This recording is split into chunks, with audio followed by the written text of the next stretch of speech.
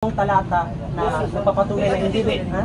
Ang Romans chapter 10 verse 9 manggol, imo ang gihimuga nga mutuo lang ka, pero ang sumpay kinahanglan dawaton nimo ang Kristo. Pinaagi sa pagtuo ni abtong mga magwawali na ipadala. Karon, kanang imong baptist ni imo ang tawag ang mga pastor, kinsa pa nagpadala po nila nga mutakdo ito sa mga apostol. Kaya para tuuhan nato nga tama ang imong interpretation sa Roma 10:9 o aron dili ka maigo sa Galacia 1:8 nga tinunglo.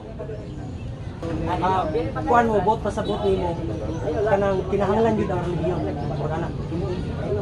Ako mo to ba? Ako mo to ba siya? Okay. Simpre, oy kay ang relihiyon it is a system of faith and worship. Kung tawag ina na aki pagtuo, na aki pamaagi sa pagsimba, na aki pagtuo, na aki pamaagi sa pagsimba, mo nang imong relihiyon mabuto San Pablo 1 Timoteo kapitulo 3 verse 16. Si San Pablo mismo nagpasakop og relihiyon, kana pa nagpasabot nga aron maimpa siya kay nagpasakop siya. Way kalambutan sa kaluwasan ang relihiyon sa iyang pagtuo. Dili oy. Ang mga apostoles, ang tawag inang ang mga event, ang mga propeta kung ato nagpasakop sila relihiyon. Nga naman kay naay koneksyon sa kaluwasan. Kay pinaagi ni anang maong relihiyon gitudlo sa Dios. Efeso kapitulo 3 verse 10 ang iyang kaalam diya sa nagkalain-laing paagi. So kung naay magtudlo nga walay kalambutan ang relihiyon, so nagpasabot at kamutong naigo nga giingon ni San Pablo nga matinunglo ning mga tawanan kay nagwalit butang nga wala na mo gitudlo.